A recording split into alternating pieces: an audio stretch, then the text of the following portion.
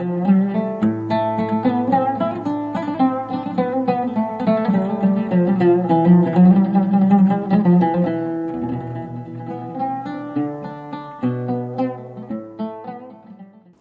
الله الرحمن الرحيم. السلام عليكم ورحمة الله وبركاته. سلام و میهرەبانی خواتان لەبێ عزیزان لە هەر جێگاکەن. خۆشحاڵین لاڵقەیشتری تازەی بەرنامەی بەفەڕ بە خزمەتی ئێوەی عزیز و خۆشەویست گەیشتینەوە. خۆشەویستان، لەم بەرنامەدا دەمانەوێت باز بکەین لەو باسێکی خوای گەورە لە قورآنی پیرۆزە دەفەرمێ خەیر من ئەلف شهر تنزل الملائكة والروح فيها بإذن ربهم من كل أمر سلام هي حتى مطلع الفجر. ئەوەی کە پێغەمبەری پێشەوە صلى الله عليه وسلم باسێ کاتوە فەرمێ من قام ليلة القدر إيمانا واحتسابا غفر له ما تقدم من ذنبه. لە شەوی کۆتایی مانجی پیرۆزی ڕەمەزان هەلێکە بۆ هەر ئیماندارێک کە بۆی بتوانێت ئەو هەلە بقۆزێتەوە باشترین و چاکترین عیبادەتی تیا ئەنجام دات بۆ ئەوەی لەو تەمەنە کورتەی کە ئێمە هەمانە بتوانین دەستمایەکی یەکجار زۆر بۆ دوا ڕۆژی خۆمان بەدەست بێنین، هەم بە عیبادەت و پەرستشەکان لە دنیادا ئاسوودە و کامەران و بەختەوەربین، هەمیش لە قیامەتە بە توێشێکی زۆر بگەڕێنەوە بارگای خودای متعال سبحانه وتعالى. بۆ باسکردن لە دەشەوی کۆتایی مانجی پیرۆزی ڕەمەزان کە ئەوەندە گرنگی پێدراوە بۆ ئێمەش بەرچاومان ڕووبی تا بتوانین چرکە بە چرکە لە حەزاتەکانی ئەم شەو ڕۆژەدا بە هەل بقۆزینەوە و ئەجر و پاداشتێکی زۆری تیا کۆ بکەینەوە. لە خزمەت ئێوەدا چەند پرسیارێک لە خزمەتی مامۆستاشی ئازیز و خۆشەویستی شاری هەولێر بەڕێز مامۆستای بانگخواز مامۆستا سەرباز محەممەد. مامۆستا جان سەلامی خوای گەورە لەسەر بێ و زۆر بەخێر. خوای گەورە ئێوەتە سەلامەت یا ڕەبی، ماڵ و منبەرتان هەر ئاوادان بین ئینشاءالله. بارەکەڵڵا. مامۆستا جان سەرەتا دەمێ پرسیاری ئەو بکەن، ئێمە چەند ڕۆژێکمان لە ڕەمەزان ڕابرد، خوای گەورە عیبادەت و پەرستشەکان لێمانی قبول کە ئینشاءالله لەو دەشەوەی کۆتایی مانجی پیرۆزی ڕەمەزان دیسانەوە کە هەلێکە لە بۆ ئێمە ڕەخساوە چۆن بتوانین عیبادەتی تیا ئەنجام بدەین. جا من سەرەتا دەمەوێت باسمان لە باسی عیبادەت بێ، ئاخۆ عیبادەتیان پەرستش چییە؟ بسم الله الرحمن الرحيم، الحمد لله وكفى والصلاة والسلام على نبيه المصطفى. يا أخو بخير من سرساوة ماڵ و منبەرتان ئاوادان بین ئینشاءالله. عیبادەت يعني تسلیم بوون بە خوای گەورە سبحانه وتعالى. يعني لە زمانی عەربی دائما دوو جۆرە پێناسەمان هەیە، پێناسێکی ئیصطلاحیمان هەیە، پێناسەیەکی لوغەویمان هەیە. ئیصطلاحی يعني لە شەرع ئەو کەلیمەیە چۆن بەکار هاتووە، لە لوغەتەنیش چۆن بەکار هاتووە. ئێستا مثلا دەڵێ کاکە حەج، الحەج يعني القصد، ياخذ زكاة يعني النماء، الصلاة يعني الدعاء لە زمانی عەربی. بەڵام لە ڕووی شەرعەوە هەندێک مانای چوتە ناوێ، ئەو کەلیمەی دیسان سیاغە کراوەتەوە مانای چوتە ناوێ، مثلا صلاة ئەو بە الله أكبر دەست پێ دەکا و بە سەلام کۆتایی پێ دێ و حرکاتە و ڕکوع و سوجود و إلى آخره، ئەو پێ دەگوترێ صلاة. عیبادەتیش دەگوترێت طریقەتی معبد، يعني ڕێگایەکی وەکو دەڵێ مذلل، ئەتوو لە هەنا و ڕا تسلیم بەخوای گەورە سبحانه وتعالى، گفتارەکانت ڕفتارەکانت هەتا بگاتە ئەو ڕادەیەی يعني ئەو خاتیرە و ئەو هەست و نەستەی بە دڵ و دەرونیش دادێ ئەوانش تسلیم بەخوای گەورە سبحانه وتعالى. ئەوە مەفهومی عیبادەتە. ئەو بابەتەش زۆر گرنگە، زۆر جار دەڵێن تەوبە دوو نەوعی هەیە، دوو جۆری هەیە. تەوبەک هەیە تەوبەیەکی عامە، تەوبەیەکە تەوبەیەکی خاصە. تەوبە عامەکە ئەو خەڵکەی کە لە گوناهێک تەوبە دەکەن، بەڵام تەوبە خاصەکە ئەوانن کە لە غەفلەت تەوبە دەکەن، واتە هەتا قۆناغ و مەرحەلەیەک بەسەریدا تێپەڕیە احتمال لە دڵ و دەرونی تووشی غەفلەت بووە، لەسەر ئەوە تەوبە دەکات، نەک لەسەر گوناهێک تەوبە بکە. ئەو نوع تەوبە خاصە کەوەش علاقی بە مفهومی عیبادەت هەیە. کاو عیبادەت يعني لە هەنا و ڕا، لە دڵ و دەرون ڕا هەست و نەستت مەواقیفت قسەت بەو شێوەبی کە خوای گەورە لێت ڕازی سبحانه وتعالى، ڕساوی ڕەزامەندی خوای گەورە بکەی لە هەتا لە مەشاعیر و ئیحساسەکانت، ئەوەی کە لە ناو دڵ و دەرونیشتدایە، لەگە هەڵوێستەکانت، لەگە قسەکردنت، لەگە ڕفتارت، ئەوە هەموو پێ دەگوترێ عیبادەت. چۆن بتوان بۆ عیبادەتان ئێمە مثلا ئەو دڵ و دەرونی کە ئێمە هەتمان هیچ کەسێک بێ هەڵە و پەڵە و بێ گوناح نییە بتوانین پاچکەینەوە ساغیکەینەوە، چۆن دەڵێ سڵحی بکەین لەگەڵ خوا سبحانه وتعالى. بارك الله فيك. طبعا نقطەیەکی خاڵیشی زۆر گرنگە ئەو سڵحکردنە لەگە خوای گەورە سبحانه وتعالى. بابەتێکی زۆر گرنگە هەیە وردە، حەزم کرد هەر سەرنجی بەڕێستانی لۆ ڕابکێشم. ئەویش هەرێک لە ئێمە دوو وێنەمان هەیە، وێنەیەکی خارجیمان هەیە، ئەو ڕواڵەتە و شکلی کە خەڵک دەیبینی، وێنەیەکی داخلیمان هەیە خوا دەیبینی سبحانه وتعالى. ئەو وێنە خارجیە خەڵک سەیری وێنە خارجیەکە دەکەن، بەڵام خوای گەورە سبحانه وتعالى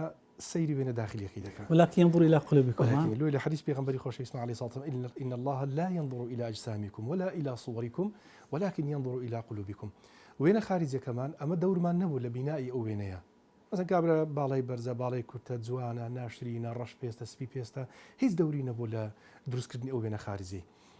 بەویستی خۆی نییە بەویستی خۆی نەبوو بەڵام خی گەورە سبحانه وتعالى داوای لێکردون کە ئیتمام و وئین لنفسك عليك حقا ئیتمام بەهاتە بە وێنە خارجیەکەی بدرێ بەڵام دەوری نەبوو لە دروستکردنی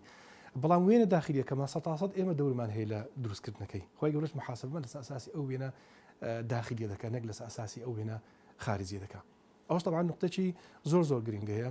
لێ ئەمە ئەو نقطەی کە جناب ئاماژت پێ کرد ئەو سڵحا یعنی کۆ دڵی گەڕانەوە لە لای خی گەورە ئەگەر نەڵێن سڵح بڵین گەڕانەوە لە لای خی گەورە تەسلیم بوونەوە بە لای خی گەورە سبحانه وتعالى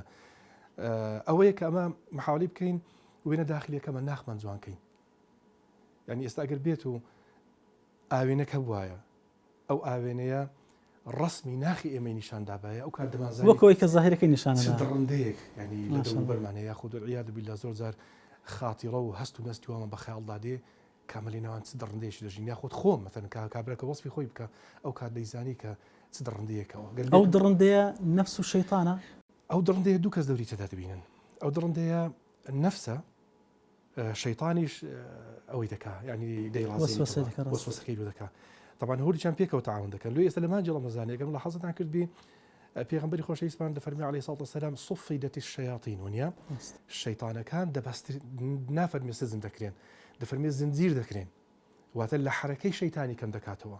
نەک ینی بێک جاری شەیطانی سزنکە لە مانجی ڕەمەزانی ینی خۆتۆ وەسواسەکانی دەمینێت وەسواسەکەی دەمینێت تەسیریشی دەمینێت و دوو لە ڕووی جەنابتان پەرژین قایم بێ گەسەگەیەکی بەستیەوە زنجیریشی کەی ئەوە بە خەڵکی دەحەپی ینی ئەو ڕێک ئاوایە ینی لە حرەکەی کەم دەکرێتەوە نەک شەیطان سزن بکرێ و هیچ تەسیر لەسەر بنو ئادەم نەمینێت اینجا ئەو تەسیرە سلبیە کە مثلا ئەو بینێت و شەیطان کە بەستراوەتەوە تەسیرێکی سلبی کەم بۆتەوە لێ مثلا مانجی ڕەمەزانێکم لە حەزر کردی خەڵکەکی زۆر بەرەو دین دێن تاوان کەم دەبێتەوە لەبەرەوەی لە حرەکەی شەیطانی کەم بۆتەوە بەڵام ئەو کەم بوونەوە لە حرەکەی شەیطانی نەفسەکە دێپڕی دەکاتەوە نفسێکی خەبیف ئەو نفسەی گەربێت و مثلا نەیکەی نفسی لەوامە لێ کەسێک ینی جورئەت دەکات کەسە خەبیثەکان بەدەر دەکەون مثلا لە مانجی ڕەمەزانی زینا بکە والعیاذ بالله یاخود لە مانجی ڕەمەزانی نەزەر بکە لە مانجی ڕەمەزانی درۆ و بوختان بکە گاڵتە بە ئینسانی ئیماندارە بکەوە بەدەرخستنی نفسە خەبیثەکەیە لێ ڕسمە داخلیەکەمان هەتا ئێستا خەڵکی گرنگی بە وێنە خارجیەکە دەدەن بەڵام بەخۆی دەبی سەرنجی خەڵکی بۆ ڕاب کێشین کە بزانین داخۆ ناخت چۆنە خی گەورە سبحانه وتعالى ولكن ينظر إلى قلوبكم اینجا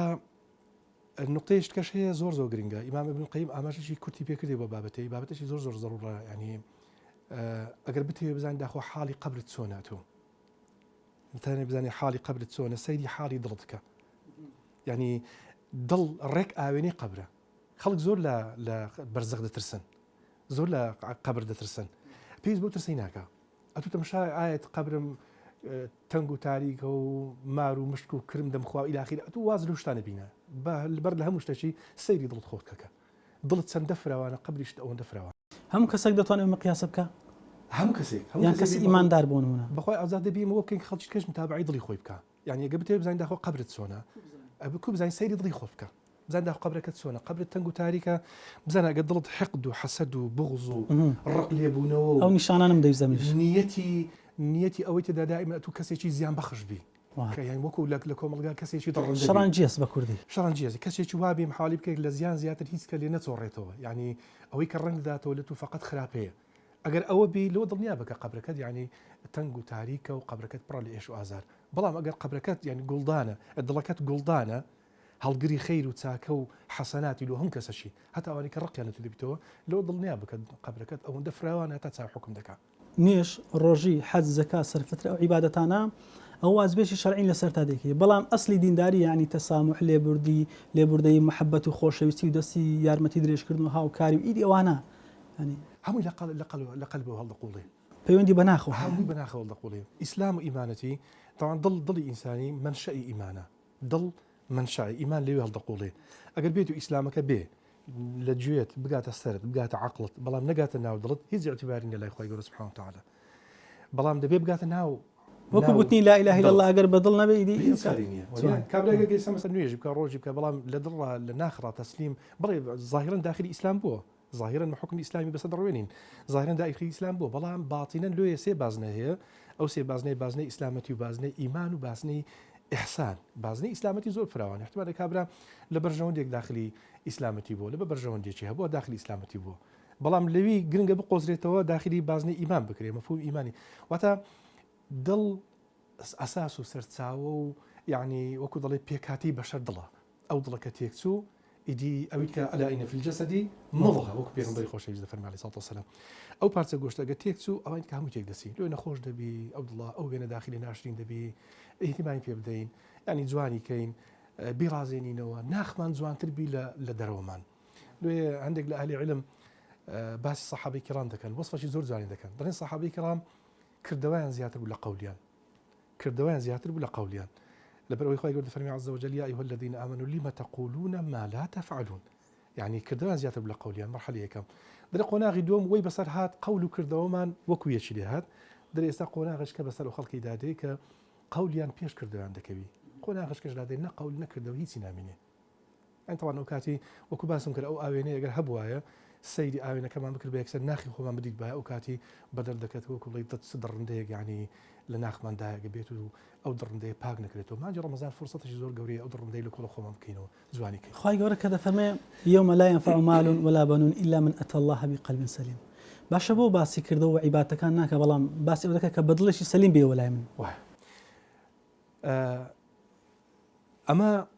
بەسەر قۆناغشدا تێپەڕیوین قۆناغێک وإذا أخذ ربك من بني آدم من ظهورهم ذريتهم وأشهدهم على أنفسهم ألست بربكم قالوا بلى شهدنا بيدا قلت قۆناغی ذەڕ یعنی ئەو کاتێکە لە پشتی ئادەم بووم بەیعەتمان لێ وەرگیرایە جیل بە جیل لە پشتی باوکمان بەیعەتێکە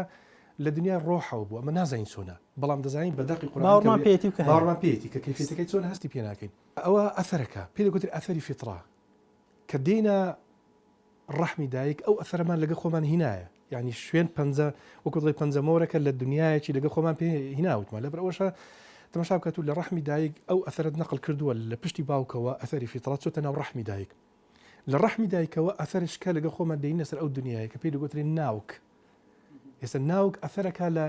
ناو ڕەحمی دایکت بێت لەبەر ئەوەی بڕۆ لای مناڵێکی لە ڕەحمی دایک لێ پرسیار بکە ئەتۆ ڕۆژێک دادێ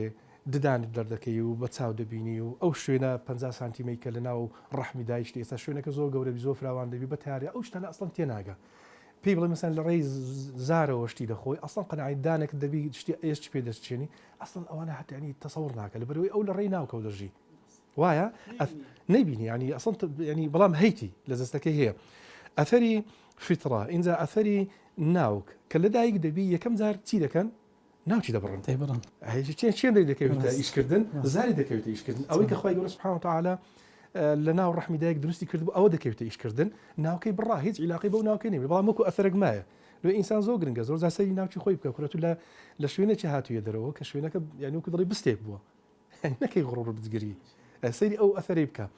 اینجا تەماشاکە ئێستا رووسیا و ئەو دەوڵەتانی کە کاتی خۆی دژایەتی زۆر ئیلحادەکان با بڵێن دژایەتی زۆری عالەمی ئیسلامیان کرد و یاخود موسڵمان و دینیان کرد هەوڵیاندا بە زەبری کوتک و ئاسن عەقیدەی خەڵکی بگۆڕن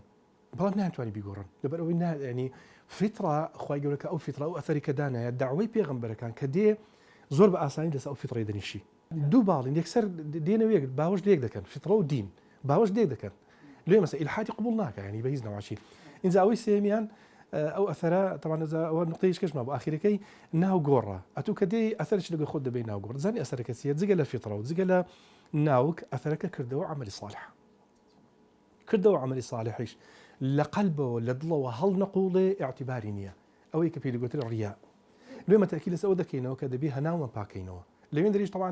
بەپێی ئەحادیثەکانی پێغەمبەری خۆشەویست عەلەیهی سەڵاتو وسەلام بەرزەخ دنیایکی خۆشە یعنی لەوێ ڕۆح حکم دەکات جەستە مەحەلی نامینێ هیچ جەستە مەحەلی نامینێ بەڵام ئەتو عەمەلی صالح دێت پارێزی هەموو دەکەڕێنەوە ئەو خەڵکی دەگەڵتن ئەو کاتێک کە بەتایبەت مەسەلەن لە جەنازەیە و کە تەسلیم بە گۆڕەکەت دەکەن هەمووی دەکەڕێنەوە دەسەڵاتە پارەیە جوانیە هەموو منداڵ و ئیدی هەموو دەگەڕێنەوە فقط ئەو ئەثەرە لەگەر دەڕوە ئەثەرەکە عەمەلی صالحە لێ پێغەمبەری خۆشەویستمان دەفەرمێ عەلەیهی سەڵاتو وسەلام إذا مات الإنسان انقطع عمله إلا من ثلاث صدقة جارية أو علم ينتفع به أو ولد صالح يدعو له أوانش زورك العبادة زورك العبادة أو أثر شدبي أو سي أثر هي روج القيامة هي ما ضرين كاكا وحرسي أثر من بيه أثري فطرة من بيه والحمد لله إيمان دارين أثري ناك من بيه والله قد توشي غرورنا بينا أثري أوش من بيه كاستعملي صالح من بيه عملی صالحیش ئەگەر بێت و لە نەفسێکی چاکە و هەڵ نەقوڵی اعتیباری نییە ڕەمەزان باشترین فرصەتە ئەتوو ناخت جوانکەی يعني بقريه وتسليم بخواي قبل سبحانه وتعالى اهتمام بو ناخيك ويران كلا وشيطان ويراني كردي بله دەست خۆش مامۆستاجان کەوا زانیمان ئەمانە عیبادەت با بێن بزانین لەو دەشەوەی کۆتاییە جگە لەوەی کە ڕەمەزان خۆی لە خۆیدا هەلێکی فرسەتێکی گەورەی خوا لێمە ڕخساندووە کە قوڕان تێدا نازل بە گەورەیە بەڵام لۆ ئەو دەشەوەش دانراوە خە گەورەیەکەی ئەو دەشەوە لە چدایە اخواي قبل سبحانه وتعالى فرمى شهر رمضان الذي أنزل فيه القرآن قرآني تدا نازل بوا لما جي رمضان دا يا أيها الذين آمنوا كتب عليكم الصيام كما كتب على الذين من قبلكم الصيام الرجو جنية وكو بيغمبري باريزة دا باريزي لو أمتكاني بيش بيغمبريش أمتي بيغمبري بيش أمتي إسلام أنبياء كاني بيش بيغمبري خوشويستيش بروجو بوينا صيام يعني هبو بلان كيفية صيامك تسونيتي صيامك فرق يبو مثلا يستاب بيغمبري خوشويست مدحي صيامي داود بيغمبري دكا كروجك بروجو دا بروجك ديشكان يعني بونوعي روجك ناروج باشترين الروجوة إنزا خوي عليه الصلاة والسلام وصالي هبو يعني بتايبد لدروجك أخيري بيغمبر بردوان بروج لبو عليه الصلاة والسلام بلام لي نقرا صحابي كرام بروجهم لبروي فرمي خوي قولا نانو رزقي من ددا يوكم من تام بيناكري ما بس أويك مثلا استاب بروج دبو شوكش بروج دبو بيانيكي أو روجك روجك دشكان وصال يعني شو روج بيكو بروج دبو إذا صح لدى الشوكي باسك توام صح بلي لدى الشوكي رمضان لدى الشوكي رمضاني يعني الشوش نيد خوار شوش نيد هندا نكب بردوامي بلام فيش تبي قلت لي وصال إذا هبو مثلا زار شوكش بروج بوا بيانيكش بروج بوا يعني بيتشي بستاوت شو روج باش حكمتي تسوي ما مصاب حكمتك ايه ويكو باسم كر يعني نفس كلاواز دبي زوانه تسليم زياده تسليم بخوي سبحانه وتعالى رجوع نفس البلاواز دكا إذا عندك أومان هي يعني كسايتي ديار مثلا يقولوا كسايتي ديار يعني كمحمد فؤاد عبد الباقية خاوني أو ككتابي اللؤلؤ والمرجان فيما اتفق عليه الشيخان أو كابلا رحمة خوالي بلا سلوه اشتا صار جاية زور صاغ سلامة يجبوا كان يصوم الدهر هم روج بالروج قال زجنا كان زجنا الجمعة قلنا معدل بالروج دو يعني ما شاء الله يعني معدل بالروج بالروج يعني استماش قياس بينك كزور دخوين أو أنا خوشيو تنبلي رومانتي دكان هم سسجبين عبادة طبعا سست دكان يعني ستو ناخواردن أتو كم ديما رمضانات لا أني طبي أو إيش مني يعني الدكتورة كان بحثيان كدو كإستفادة شيء يكزار زوري هي بلا يقول دفرموا أن تصوموا خير لكم يعني أولو ما تخلوا وأن تصوموا خير لكم لا أني طبي إستفادة شيء يكزار زوري هي لا أني دروني أو كسي كبر وجود بي يعني نوع شكستك بشيطانية يعني شكست بشيطانية دبي زوت التسليم إخوي يقول دبي سبحانه وتعالى زوت تقرب له إخوي يقول عز وجل هزدك تلاوازي هزدك يعني أو دنيا هيزني هزدك خواردن فرمو أو هم ما جينا نتخواردوا وكأنما هيزنا نخوارد الروج اشتك الروج تكوتاي وخونك آوايا لو بيغمبر عليه الصلاة والسلام لدى شوكي وصالي هبو زار عليه الصلاة والسلام زق لدى شوكش وصالي هبو بلام لو دشوي عليه الصلاة والسلام وكو سيد عائشة اللي دجرت دفرمي بيغمبر خوش اسمه خوي تون ذكرت عليه الصلاة والسلام إذا خيزانا كان بخبر ذا هنا دقوا هستن عبادة بك خليش عبادة دبون يعني هذا الشيء أودان ذكر دوا بعبادة وبرستشو لأخوة بارانو سبحانه وتعالى أولش طبعا يا أيها المزمل أقربيت الربط كان ببدايات سورة كاين يا أيها المزمل قم الليل إلا قليلا يعني نصفه أو انقص منه قليلا أو زد عليه ورتل القرآن ترتيلا أما لزمانة شيء ناخوش دجين بيستمان ببيونديش زور تنتهي لك أخوة سبحانه وتعالى يعني يجمعك تعويز يازل من جدكاته لو ضل نيابة يكشف عبادة تعويز صالك لو دكاته كدولي تسليم أخوة جور دبي سند خوشة مثلا تو لقى أخوة جوري خوت بتاقو تنها يعني رود لأخوة كذي يا ربي أخوة بشيمانم لو هم جناهي كان زامن ده لو هم ظن خرابي لو هم تاواني لو هم نية خرابي بظلم داهات الحمد لله كان نبو عمل لو عملنا بشيمانم كأنزام داوا لو أود الشواب زور جرينجام أوداني كينوبا جوري كي لخير من 1000 شهر بالنص قرآني ونيا خير من 1000 شهر لها زال ما نجي باشترا نفر ناوي جنراوة كليلة القدر أود الشواب الخدا ناوينا أخوي يقول سبحانه وتعالى ناوينا وليلة القدر إذا شوي قدر طبعا ليلة سام برسالة دي تقوري احتمال زنا بيش برسالة كانت آمادة كرد بي لو بواروا ليلة القدر شوكة شوي قدرة كلمة قدر لزماني عربي ذكري وما قدر الله حق قدره يعني ليلة التعظيم يعني ومن قدر عليه رزقه أو التضييق يعني أويك مثلا وەکو بڵێ قەرەباڵغیەکی زۆری بکەیتە سەرێ بەو مانایش قەدر دێ بە مانای تەقدیریش دێ نەخشە سازی ئەو سێ مانای قەدری هەیە ئەگەر بێت ئەوەی یەکەم تەفسیرکەین لەیلەة القەدر یعنی لەیلەة التعظیم یعنی شەوەکی زۆر گەورەیە یعنی خوای گەورە سبحانه وتعالى بەعەظەمەتی لە قەڵم داوە مانایەکانیتی شەوەکی یعنی زۆر گەورەی لەبەرچی لەبەر قورئانی بە تێپەڕی و قورئاندا نازڵ بووە و هاتۆتە ئاسمان دنیای لەوێ ڕا مەثەلا وحی لە پێغەمبەری خۆشەویست عەلەیهی سەڵاتو وسەلام دووەم ئەدی لەبەرچی مەسەن دەڕێ ئەو قەرەباڵغیە و ضیق و یعنی وها ئەگەر بە قەدرەکە بەوەی وەصفی بکەین علەما دەفەرمون لەبەر ئەوەی مەلائیکەتێکی یەکجار زۆر لەو شەوەی نازڵ دەبێتەوە سەر زەوی مەلائیکەت ئەوەندە دادەبەزنە سەر ڕووی زەوی وەکو بڵێ نەوع قەرەباڵغیەک لەسەر زەوی دروست دەبێت لۆ ڕوحی جیا کردووە لەگەڵ مەلائیکەکانی دی لۆ فەزلی جبریل عەلەیهی سەلام ماشەڵڵا فەزلی جبریل هێنەری قورئانە و دەوری لەگەڵ کردووەتەوە ئێستا خوای گەورە سبحانه وتعالى لە زەمان هەندێک زەمانی جودا کردیتەوە مثلا لەیلەة القەدر لە شەوان جودا کردیتەوە ڕەمەضانی لە مانگان جودا کردیتەوە عشری ذی الحجة جودا کردیتەوە لە زەمان هەندێک کاتی جودا کردیتەوە لە ئەمکینە مەکان شوێن مثلا حرمی جودا کردیتەوە ڕەوضەی جودا کردیتەوە قودسی جودا کردیتەوە پاداشیان زیاترە لە ئەمکینە لە ئەشخاص لە کەسەکان تۆشا دەکەی پێغەمبەری خۆشەویستمانی جودا کردیتەوە ئەنبیاکانی جودا کردیتەوە لە مەلائیکەت جبریل یەکێکە لە مقڕبەکان لای خۆی حەمەلی عەرش ئەوانەی ئیسرافیل میکائیل ئەو مەلائیکەت مەجموعە کە ناویان هاتووە لە قورئانی پیرۆزدا خوای گەورە سبحانه وتعالى ئەوانەی جودا کردەوە فلەو شەوەی ئەو قەرەباڵغیە دروست دەبێ قەرەباڵغی ڕەحمەتە ئەمانێک دەدەنە خەڵکی سەرزەوی سەر زەوی خوای گەورە سبحانه وتعالى لەوان ما حساب کە یا رب آمین یا رب لە هەمووی مهمتر عتقاء من النار مجموعە کەسێک ئازاد دەکرێن لە دۆزەخی مردوو زیندوو بە تایبەت ئەگەر دوعای بکەی لە کەسێکی مردوو کە خوای گەورە سبحانه وتعالى دوعایەکەت قبوڵ بکە یعنی ئەمە لەیلەة القەدر فرسەتێکی زۆر گەورەیە لە دەستە خۆمان دەدەین یعنی فرسەتێکی زۆر گەورەیە جێ ئەسەفە مەسەلا تو ئەو دەشەوت لەبەردەستە لە گەورەترین بابەت ڕەزامەندی خوای گەورەی تێدا وەدەستدەینی و لە دۆزەخ ڕزگارت دەبی يعني لە دۆزەخ ڕزگار دەبی شەو بەڵام لە دەست خۆمان دەدەین مع الأسف يعني لێ گرنگە لەو شەوەی ئەتو ئەو قەرەباڵغیە لە سەر ڕووی زەویە دابەزینی ئەو هەموو مەلائیکەتەی ئینجا دابەزینی جبریل عليه السلام يعني بفضل منەتی خوای گەورە سبحانه وتعالى مامۆستا جبریل عليه السلام بەس لە کاتی وحیە دابەزیوە بەڵام ئێستا کە دادەبەزی مانایش زۆر گەورە دەگەینی پێغەمبەر نەماوە صلی الله علیه وسلم وحی نەماوە کە نازل بێ زانم ئەو بابەتەم چۆنێتە بەرچاوی ئەو موضوع چۆنە ئێستا پرسیارێک دەکرێت دەڵێن ئایا لەیلەة القەدر یەکجار بووە فەزڵەکەی دووبارە نابیتەوە یەک لە پرسیارەکان وایە هەندێک دەڵێن لەیلەة القەدر یەکجار بووە پێویست ناکەم ئاوادانی بکەینەوە ئەو ڕەیە هەندێک لە ڕەیەکی تۆزێک شاذە ڕەیە قەناعەت دەکەم ناحاڵیبوونی لە بابەتەکەی زین چۆنە ئەو موضوع تەشبیه نەبی ولله المثل الأعلى کابرای خۆی بۆن خۆش دەکا و دەچێتە مزگەوت کە بە تێدەپەڕی ئەثەری بۆنەکەی دەمینێ مەسەڵەن ئێستا موسعەبی کوڕی عومەیر بە شوێنی شتێ پڕیبایە ڕەزا و ڕەحمەتی خوای گەورە لەسەر لە ڕێی ئەثەرەکەی دایان فەرموو موسعەب بێرەدا ڕەت بووە لەبەرەوەی ئەوەندە خۆی بۆن خۆش کردووە کە بێدا تێپەڕی بۆنەکەی لە دەوروبەرەکەی بەجێمایە نزولی قورئان ئەوەندە گرنگە هەتا ڕۆژی دوای ئەثەرەکەی لە ئاسمانە ئەسەلی بەرەکەتی خوای ئەسەری نزولی قورئان ئەو بەرەکەتە گەورەی کە نازڵ بووە يعني بە تێپەڕیە بە ئاسمانەکاندا ئەو بەرەکەتە کەلامی خوای گەورە عز وجل سبحانه وتعالى أما لو أنزلنا هذا القرآن على جبل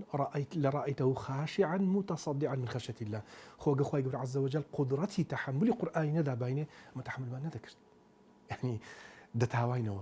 أواني كذا لين بون من الزهريكا أخو أو زهر لسردم بيغمبر بويا أو كاتك القرآن دا بزيا يان كي كوبا دلين لسردم بيغمبري بوا هل هذا لين بلان طبعا فراوانتر السيد بابتك كان نكرديا يعني فراوانتر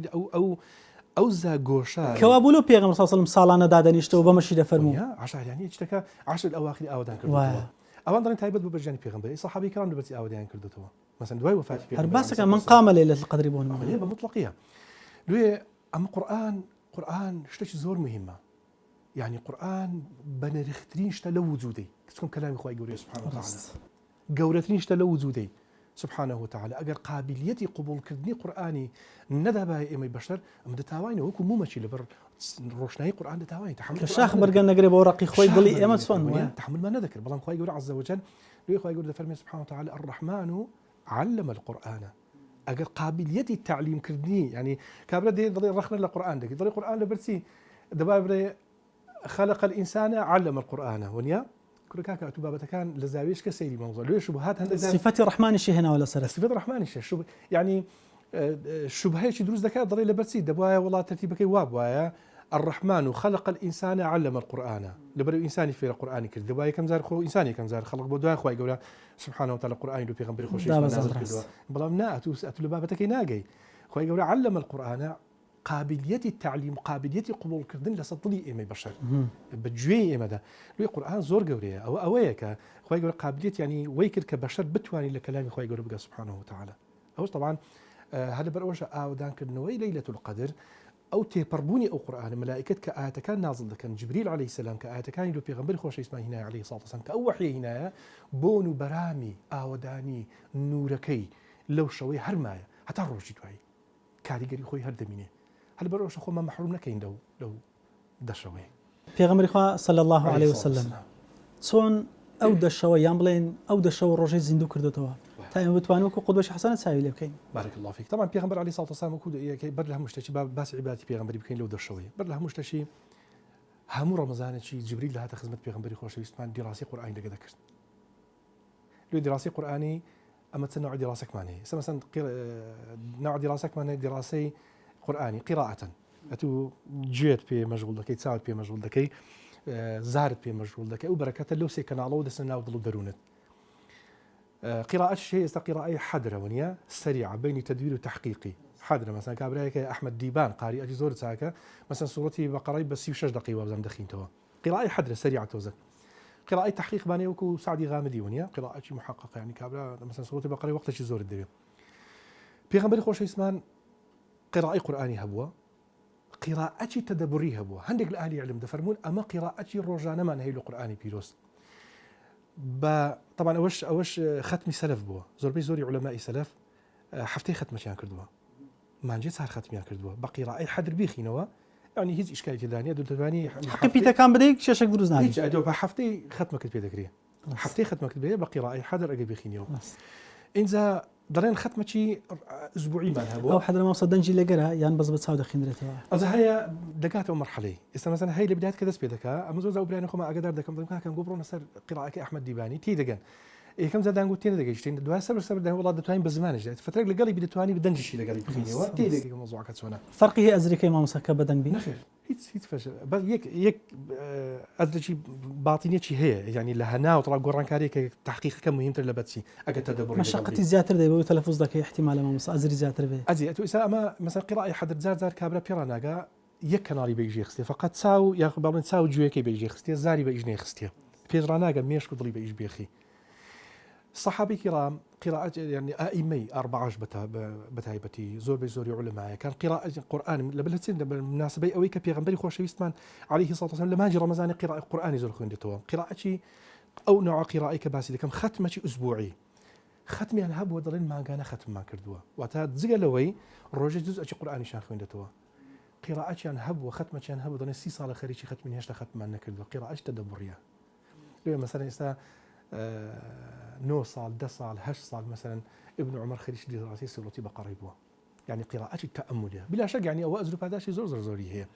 لو لما جرى رمضان حتى ذكر خو من القران خريكين يعني قران تاثير زور عزيبي لا صدلوا درون مان هي طبعا هي كامله عباده كان بيغمبري او كاتي بر وفاتي عليه الصلاه والسلام مدرسي قراني كان لك زبريلي يكزار او صلي وفاتي كان عليه الصلاه والسلام رحماني بقربان بي ربي دو زاري الرك دراسة قرآن بيروزي كرت دو زار دراسة قرآن بيروزي كرت لو إهمال نكدني قرآن بيروز تنابي لما جرى رمضان قراءة يعني قرآن بيروز إهمال كي لا يعني بقرة ولا قرآن بيروز يعني وكذا تسليم بقرآن بيروز بوا أو نور بركتي كلمة علكت هي دي سامبينه أو يكم دوام بيغمبري خوش عليه الصلاة والسلام دائما ل10 أواخر اعتكافي ذكر اعتكافي ذكر شوكي عن روجكي شوروش شيء أودان ذكردوا بس ما راحتين كبس شوكي من ينبون منها بس أو طبعا هو اعتكاف نياس كما تو دتواني أقل اعتكاف دتواني يعني مثلا بس جوري مزجوت بغنيتي اعتكاف يعني لو 2 ساعات يعني روج يكونوا ويا شو يكونوا أخي اختلافك أقل اعتكاف أول اعتكاف والله من نيتي وكذا الشوكي دابن شيء ده شوكي دابن شيء أتو بنيتي أودان كنوي أو ده شوية قورآن زۆر بخیندرێتەوە اینجا نوێژەکان مەسەن پێغەمبەری خۆشەویست عەلەیهی سەڵاتو وەسەلام زۆری نوێژ دەکرد يعني هەتا پێی مبارەکی ئەستور دەبوو يعني سەیدە عایشە قورآن زۆر دەخوێن قورآن زۆر دەخوێنەوە يعني هەتا پێی مبارەکی ئەستور دەبوو سەیدە عایشە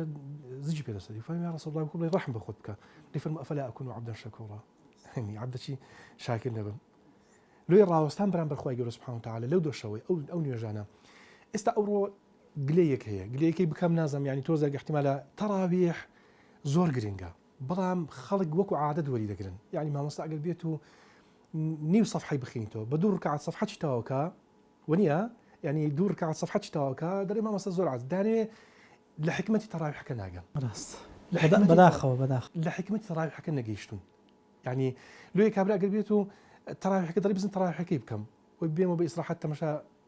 مسلسلات ونازل ما مستعفو زور ما مستعكب بالضلع بون من كسر يشتري بيش غير كاكي جان كسي نخوش ما لقلا كسي واوا ما لقلا يعني نجا كيزو عبركا هم ما نادى دا بداخل يعني باك كاكا ولا وين خوش لودي تراويح يعني بدا بنشيان عذرشيان بنعش كربكا خوت اللي سالي فرضنيه لعام ما كيتيك دالو قالوا لعام ما كيتيك مثلا انت مش هذا كي بنزا جنزل لقلا كاكا وبنزا جنزا قابل قدرتان هي مثلا بلاي كمية ركعاتي صفحة شي بخوينا ونيا نعلم قراءة تحقيق قراءة تدوير كاكا بين حضر وبين تحقيقي تدوير بابلين وك سوريمي بون منا او بس قراءة شو هاي قراءة شو بخينا وكا ايشكا يعني تدبرت له اللي بخاطري مثلا او بنزا جنزي محروم دكي لو بركتي الله سبحانه وتعالى زازان كابل قناعات جلود رزق دري بسم الله مالي خوم اعتكافك كم يعني نيجا كم نقع اعتكافك ترى مالي خوم كم باصلاح ديكم بيغمبر خوش اسمه عليه الصلاه والسلام زور نيجك كاب قراءة قرآن زور نيجك كان انت الدعاء عليه الصلاة والسلام الدعاء هو العبادة دعاء عبادته والله الدعاء هي خوي يقول أقدر سبحانه وتعالى طبعا أما الدعاء ما كما يعني بشكل شيء قشتي كم دعاء ذكين بلا بنمونة يعني عندك دعاء هي كديكين مثلا دعاء هو سي صال بر لإستا دعاء كردو ما نخوي يقول أقدر إستا بربو ما كيدو خون والله هو دعاءك كسي صال بر لإستا دعاء كم كردو لو دعاء زور قرينجا خوي يقول هم دعاء قبول ذكر ما وصل بيدوانية الدعاء يعني روح عبادته يعني او ندتي كل دبي لقال خدا تصون اللي قال يدوي زيادة تسيج وردقري الا باقي عبادته كاينتر واه او ندتي سي خدمه خوي يقول دتي خدمه خوي يقول سبحانه وتعالى يعني تيكل بنداتي عبودتي خد او ندت السلميني برام بالخوي يقول زيادة تسيج وردقري لحد تام جزوره توليد باريو يعني خوي يقول هم دعاء قبول لك سبحانه وتعالى يك دعاء رفضناكاتو يعني اخذ قدريان خوش بخوي اوانيك دعاء كان دعاءك بلام هل دعاء بنو صفتك انت ابي ونيا خاله كان شي شكل سدا شي شكل ودي كابل زور زاد دعاء دك استا باش صالش كده دعاءك استا بشمان بيتو لو خوي يقول بعقلي تناك راسته خوي يقول بحكمه ورحمه خويك سبحانه وتعالى بغيب اقدر اباشر زاني اسا مثلا فتري قال زيت عندك دعاء هي كردو معنا استا درين يا ربي الحمد سباز دوتو كت دعاءك يعني مطلبك مدنا هنا يا سيدي اتدوش تي دعاء كردن مطلبك تجيب زيبك مطلبك تجيب زيبك زور زاد لبرجون دي تونيا يعني لمصلحتي تونيا لو خوي يقول هذا فرمسي دفرمي والله يعلم وأنتم لا تعلمون خير بعلم خوي سبحانه وتعالى كدعاء كما كذبت بلايك اللي تجري توا لود قوري بويك لمصلحته برجوندي ده إنزال لها مش عزيب تري يعني الدعاء هو العبادة أزرب هداشتي داعي داتا يعني أو عبادة قورا خوي سبحانه وتعالى وكبري يعني دائما صوزو بزي بس أو كسد هذا بارين كلي ده باريتو سبحانه وتعالى بعدش قيامتك شهر هي بعدش قيامتك شهر لودمينه سبحانه وتعالى أو دشوانا ئەوە شەوەکان ئاوا زیندومان کردەوە هەر حەزەکەم ورتر بپرسم بۆ نمونە لە سەعات چەند ئێمە بۆ نمونە عادەتی ئەوان بڕوا دابنیشی وەخۆ نیەت بینی ئەنیەتەکەم مەرجە یان چۆن طبعا بالنسبه لي كان روجاني انسان نيتي بيني باشا زور ونيا روجان نيتي بيني يعني هو علماء باسي وبابتيان كرديها كداخلي مزقو دبين نوت الاعتكاف بون منا اقرب الشيء باشا زور بس بالنسبه لروجيك وهي نيتم هبه لا ضلش اللهم لك صمت على رزقك افطرت ولصومي غد النوي دنيا يعني اتو نيتك دائما نيتي بردوامه بك الروجو كان بقري يعني اويا كم دوم نيتي كذا سي مزقوتي او تسن وقت يدبني يا ربي خويا باعتكاف ولا قلم دي نيتك تهبي لبري ازري زياتره ما مصوا ازري زياتره الواد دسلميني لو خويا يقول عز وجل يا ربي خويا اللي ببينك امن بس لو خاطرتو هاتي مزقوتي بونيتو ديما مزقوت اذا بر العشاء انسان مستوي ندري بخو شو لقى مغربيه كان يجي مغربيه تذكرت يعني انت كداخلي شو بالدنيا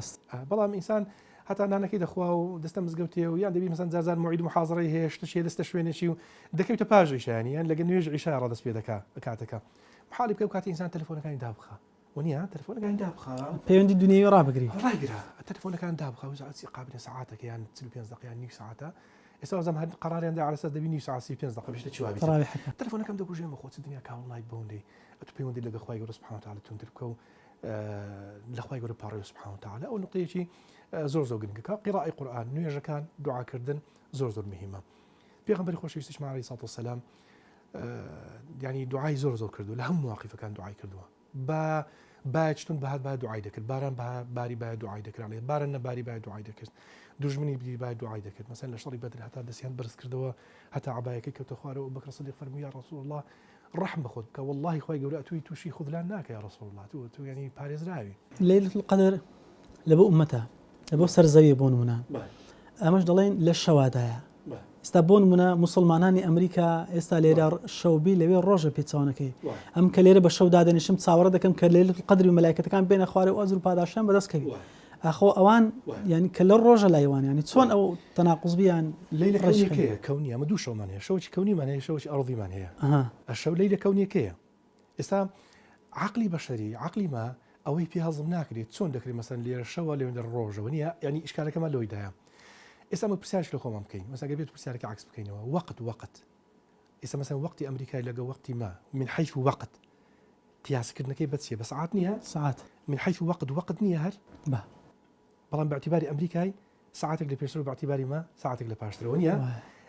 من باعتباری جەوهەری بابەتەکەی وەقتە کاتە یەک کاتژمێری لە ئەمریکای ئێستا و کاتژمێری لە ئەمریکایە با بڵێن لەگەڵ ساعتی فەرقیە بینێ ئێریا خۆ ئەوەی لە سینە بینێ هەر نفسی کاتژمێر نییە هەر وەختێکی هەر ناژمێریتن هەر کاتژمێری بەڵام باعتبارەکان فەرق دەکات وانە باعتباری شوێنەکەی فەرق دەکات لێ خوای گەورە سوبحانه وتعالى اعتباری لۆ شەوەکەی دانەیە شەو کاتە زەمەنە ینی شەوەکی کەونی هەیە شەوەکی ئەڕضی خۆمان هەیە ینی ئەوەی کە لەسەر من ڕۆژ ئاودا و ڕۆژ ئەمە باعتباری لێلی کەونیەکەی تەماشای دەکەی باعتباری لێلەکە مەسەن مانجی ڕەمەزانی 27 ڕەمەزان لێرەیە 27 ڕەمەزانیش لەوێندرەیە بەڵام لە دوو کاتی جیاواز یعنی لە دوو کاتی جیاواز بەڵام لە شەو ڕۆژەکەی جیاوازەکەی بە جەوهەرەکەی هۆرچان یەک جەوهەرە نازم لەو نقطەی حاڵی بنیان ئەوەی جەوهەری بابەتەکەی ئێستا مەسەن نفس ئێستا خوای گەورە سوبحانه وتعالى ژن و پیاوی لە یەک نفسی دروست کردیە یەک نفس واحدة ڕاست خلق من نفس واحدة بەڵام باعتباری زستمان فەرقی هەیە لێ کە تعامل لێ لە ئەساسی نفسەکە تعامل دەکا نەک لە ئەساسی یعنی دەبی قوڵتر لە بابەتەکەی فکر بکەینەوە کە دێ مەسەن تەماشا شەو ڕۆژەکەی دەکەین ڕیت چۆن لەوەی 27 باعتباری وەقتەکەی تەماشای دەکەین نەک باعتباری تاریکایی و هەڵاتنی ڕۆژ و ئاوابوونی باعتباری وەقتەکەی کە وەقتێکی مبارەکە کە خوای گەورە سوبحانه وتعالى قورئانەکەی کاتەمە چێشەمان نەبی کە شەوەکەی لێر دادەنیشن هەوە ئینشاءالله یەک چێشێک نەبی یەک چێشەیەکی لەوانش هەر نفسی بابەتە ئینشاءالله ئەو بەرنامە ڕێژەیە کە دەکرێت لە شەوە هەمانە بۆ نمونە ڕۆژەکەش لۆمان هەیە ئاوازیندی بکەینەوە یان ئەوە تەبەس گرنجەکە لە شەوەکاندایە پیغمبر علیه الصلاة والسلام دشوی طبعا بالنسبة رمضاني أما بشكل شيء قشتي يعني رمضان كداخلي مانجي رمضاني دبي پیغمبر بر لهاتني رمضاني عليه الصلاة والسلام زور متابعي ذكرت لو سيدة عائشة دفرمي پیغمبري خوش اسمان هيز مانجا بقت مانجي رجب ما مانجي شعبان رجب شعبان ما مانجي شعبان بروج نبوه رجب شعبان رمضان شوال ونيا لشعباني خوي زور آماد ذكر له هاتني رمضاني كان رمضانش داخل دبو پیغمبر خوش اسماعیل علیه الصلاة والسلام وكو باچی ببركت كلو خلقي رو لواقع او خلقي دك اوا پیغمبر اجود الناس بو لما جي رمضاني هنديت ك تاك وحسناتك زياده يعني سون طبيعتي خوش دبو رمضان يعني بس عبادتك كان نيجو روجي نبو خلق طبيعي سكا كابرا هي قصي يعني بنزلي دي تاخي كابرا بهمد والله سي بالرجومه اتو بس هيواران تمشابك هيواران كسار كان دقرينا ونيا بيف كابرا بيلينا وسريع وتسيود دمي وكاكا بروج كان دشتيم تور بابا او صيامني كخوي يقول فهم شيء الله سادك بلام اوني كبيغمبري خوش اسمه بروج عليه الصلاه والسلام لو علماء فرمون صيامي عوام هي صيامي خاص هي صيامي خاصي خواصش هي صيامي عوام او كابرناني ناخوا والله دعاء كان خوي يقول سبحانه وتعالى فرزك ما لسلاب دا اجر باداش ملو بنوسي لبرو هي بس برسيتو تيني تلو دمينيا رمضان زون دا رمضان بديار فيلم دانشتين رمضان بديار مسلسل ونازمتي وقت دك وشي زاب هر زور حلال بين حرام افرتش سافر دانشتيان خرجنا برامبر بياوش دانشتيان هو شيء نفسي حكمي هي يعني وقتك كيف اودك طبعي نقول راي بيغمبر خوش اسمه طبعي خوش بوا عليه الصلاه والسلام رمضان دهن خوش تدو بەخشین و عطا ئینجا نەفەقا ئینفاق بەخشین مەسەلەن پێغەمبەری خۆش ویسمان دەستی چەند کراوە بوو لە مانگی ڕەمەزانێ بەخشینەکەی زۆر لەوەی زیاتر دەبوو ئەو سەومی عەوام ڕۆژی عەوام ئەوەی کە باسم کرد کابرا نانەکەی ناخۆ ڕۆژەکەی ناگەن چاوەڕێ دەکات جغارەکەی بچێشی مەسەلەن کە فتاری پێ بکاتەوە یا مەسەن دەبینی توندا تاکاکە تااقەت نییە من ڕەمەزان و بە ڕۆژی مەکرد برا تو دەبی بڵاکز یعنی کەس ناوێری سەلامش لێکە زنێوتی پێدا دەبی ئەتو جوابی نەدەیەوە ئینی صائم من بە ڕۆژومە سەومی خاصمان هەیە سەومی خاص کابرا جگە لە ناخواردنەکە مەعیدەی خۆی کە دەگری یعنی دامێنیشی گرتووە مەعیدەشی گرتووە زائیدەن ئەوەی کە زاریشی گرتووە گوێشی گرتووە چاویشی گرتووە ئەوە سەومەکی خاصە کابرا نەزەریش ناکە کابرا غیبەتیش ناکە مانجی ڕەمەزانی غیبەتکردن خۆت بتخوا معقولەوە يعني زۆر جانچ ماجی ڕەمەزانی نەزەرکردن ماجی ڕەمەزانی گوێ لە غیبەت و گۆرانی و إلى آخر ئەو مەسائلانی کە با بڵێن بەرەو شتێکی خراپت دەبا ئەوە سەومی خاص سەومی خاصی خەواسەی سەومی قەلبە ئەو ڕسمە ئەو وەحشە داخلیەی کە هەیە ئەگەر بێت و بەڕڵا بکری کارە ساتەوە نییە وەکو دەفەرمێ والنفس كالطفل إن تتركه شب على حب الرضاع وإن تفطمه ينفطم نفس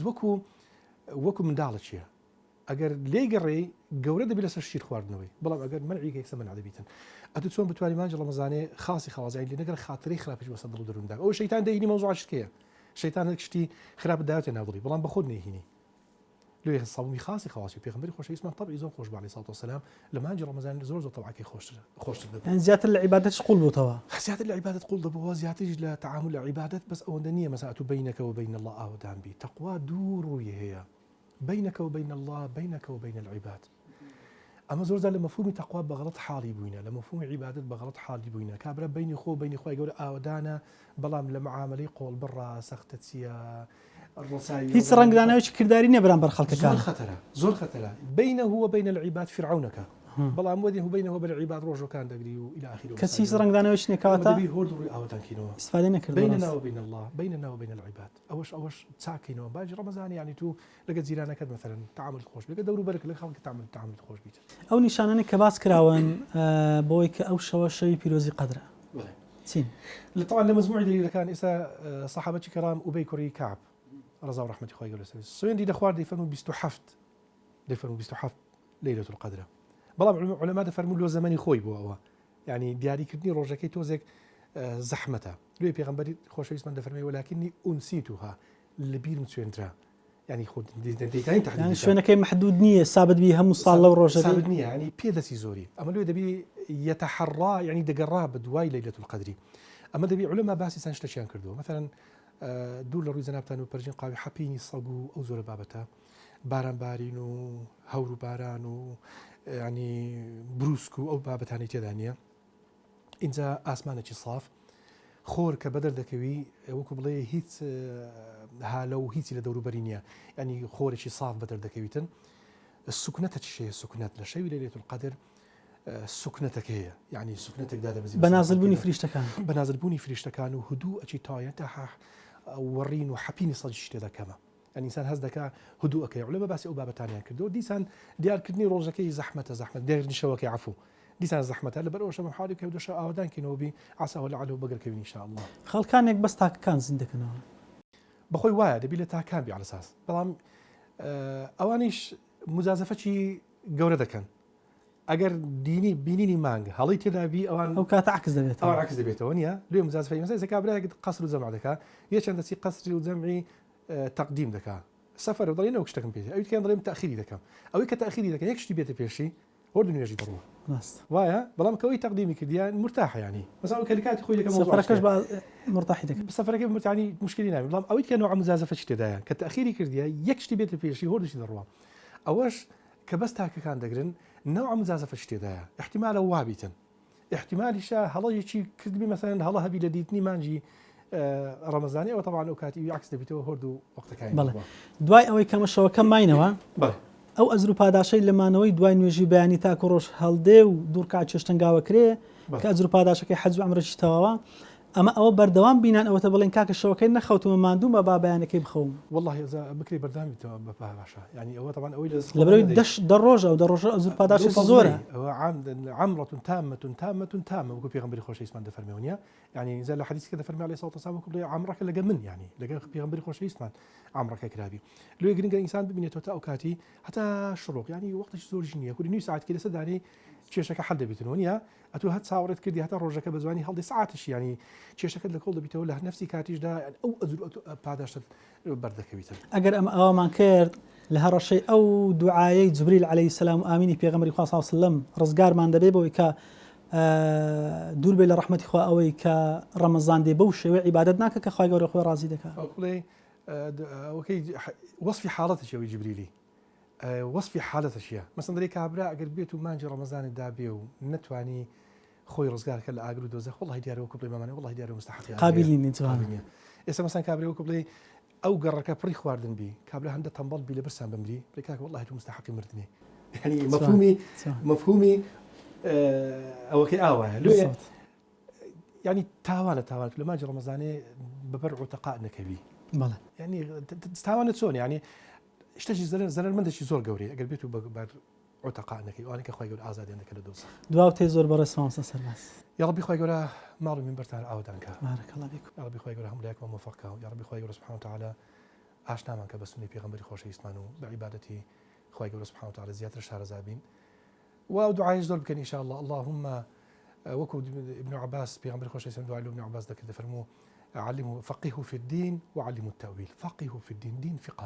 حالبون فقه لدين زيادة بي نق أحكام تعبدي فقط شارزابون لمقاصد وأحكام الشرعي أو رسمة خوي يقول موفقش ما كهم لك من ناخ من زوان تربي للروالت من خوي يقول پاداش بخير دات وعزت ما ديما صح زور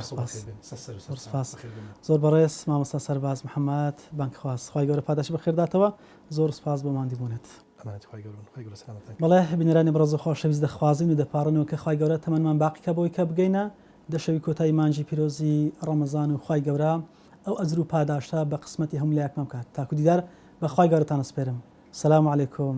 وەڕەحمەتوڵڵاهی وبەرەکاتوه.